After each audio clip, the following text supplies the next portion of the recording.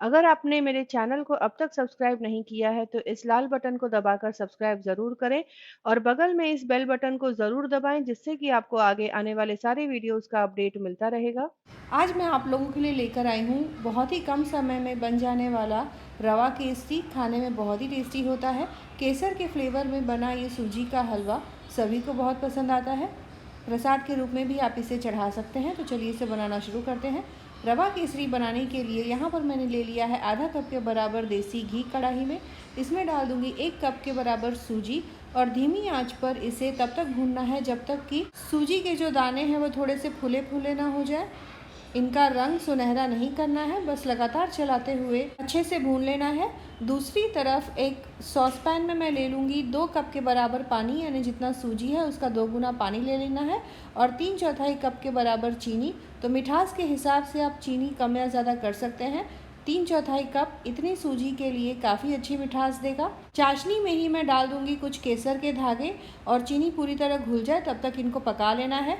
चीनी मेल्ट हो जाने के बाद इसमें मैं डाल दूंगी आधा छोटा चम्मच केसर फूड कलर और अच्छी तरीके से मिक्स कर लूँगी। बीच बीच में सूजी को भी लगातार चलाते रहें जिससे कि ये अच्छे से भुन जाए और जले नहीं। यहाँ पर चाशनी भी पूरी तरह घुल चुकी है तो आखिर में इसमें ऑरेंज फूड कलर यानी कि केसर फूड कलर डालकर अच्छी तरीके से मिक्स कर लूँगी। दोनों चीज़ें तैयार हो गई हैं। इसके बाद सूजी को यहाँ पर स्टर कर लूँगी इस तरह से और फिर चाशनी को इसमें डालकर अच्छी तरीके से मिक्स करके ढक के करीब 5 मिनट के लिए पकाना है, जिससे कि पानी जो है यानी कि मॉइस्चर जो है सूजी अच्छी तरीके से सोख लेगा और इसके हर एक दाने मोतियों जैसे फूल जाएंगे। तो यहाँ पर अच्छी तरीके से मैंने मिक्स कर लिया और फिर ढक्कन लगाकर इसे 5 मिनट के लिए पका लेना है। 5 मिनट बाद आप देखेंगे कि हमारा जो रवा केसरी है वो बनके तैयार हो गया है। इसके दाने भी आप देख सकते हैं एकदम खिले खिले बने हैं। इसमें मैं आखिर में डाल दूंगी इलायची पाउडर और बारीक कटे हुए काजू पिस्ता बादाम।